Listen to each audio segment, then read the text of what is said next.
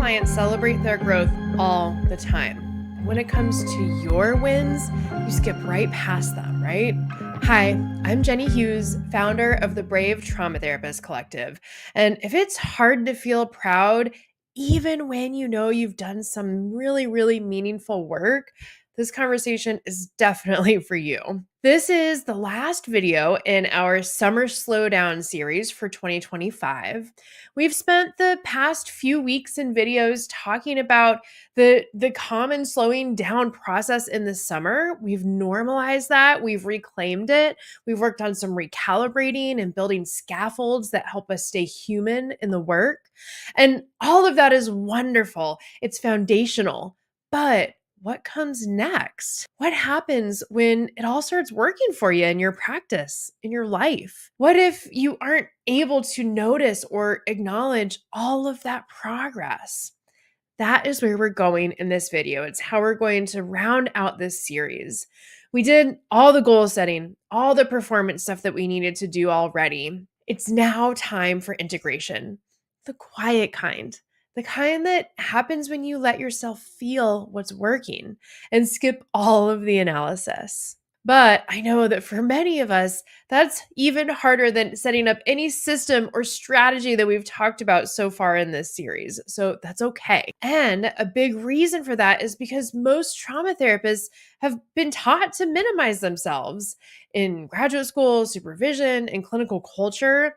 I know that firsthand. I worked in a super toxic workplace for a while. It was the kind where people avoided eye contact, honestly, most of the time, but that seemed especially true if something had gone well for them. How sad is that? It had gotten to the point where even naming a client win felt risky. And like any kind of pride or satisfaction was super sus. I remember once hitting a huge professional milestone, something I'd been working on for so long, for so hard, and I just couldn't bring myself to tell anyone. Not because I wasn't proud, I was elated. I actually don't know if I felt proud in that moment, but I did know that it was an accomplishment. And I didn't share it because I felt too afraid. I was afraid of how people would react, afraid of being accused of arrogance, afraid someone would think that I cared more about my success than I did about the clinic. I had been trained to keep quiet about anything that was going well, and I followed through with my training. That meant for a long time, I believed that feeling proud about my work as a trauma therapist was a liability, that celebrating meant that I wasn't focused enough or I hadn't suffered enough to deserve it. It was like the trauma Olympics that our clients go through. But now I know that shame did not come from me. It came from the systems, the academic, the clinical, the cultural, that taught me to disappear from my own experience. And I want more for us. I want more for you, which is why I want to share a really simple practice that we use in the Brave Trauma Therapist Collective. One that helps you move your wins out of your head and into your body, where they can actually do something for you. I call it notice, name, nest. And it's not a checklist, okay? It is a practice for the integration that I spoke about earlier. Notice helps you register a moment of goodness instead of skipping right past it. Name helps you give it language so that your brain can tag it and file it as a real thing. And nest is what allows your nervous system to hold on to it long enough for it to matter. So let me walk you through what this actually can look like in your life, in your practice. So starting with notice. This is the moment when you catch yourself in something that worked. Not necessarily a breakthrough or a major milestone, but of course those count too. But let's just start with a very simple everyday experience. It could be something like, oh, I felt confident enough to be clear and direct with my client today. That is noticing. It's when your body says something was different and it felt better. The next step is name, giving that moment language, not to impress anyone, but to make it real, to bring it to life in your timeline. You might actually say to yourself, "Oh, I was clear and kind," or "I stayed with myself," instead of fawning. When you name it, you help your brain and body remember it, and that makes it easier to access the next time you need it. The last step is nest. This is what we so often skip. You let the moment settle. You could write it down. You could tell a trusted colleague, maybe something like, "Hey, that session today reminded me that I really can trust myself." Or you can simply just pause and feel it. Let your system hold it for 30 seconds longer than usual so it doesn't evaporate.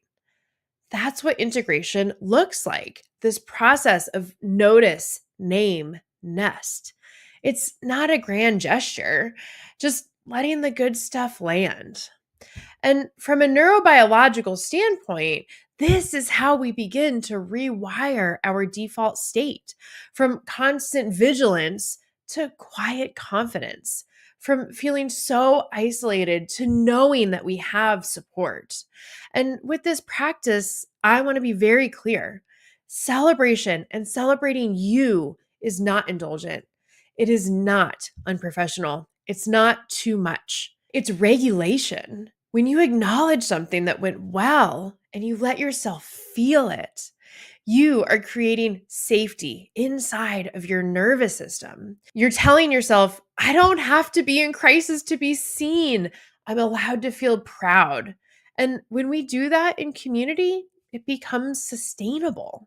Now, let's pause together for a moment. If in this moment you're able to just soften your gaze or maybe drop your shoulders, notice that they can go down a little bit further. Take a breath. No pressure to change anything. I just want you to notice.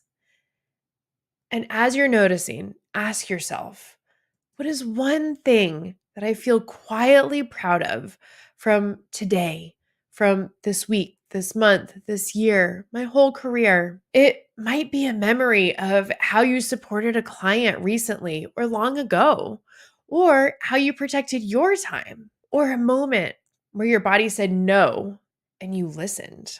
Now, hold that for a moment. Notice where you feel it in your body. Don't push this step.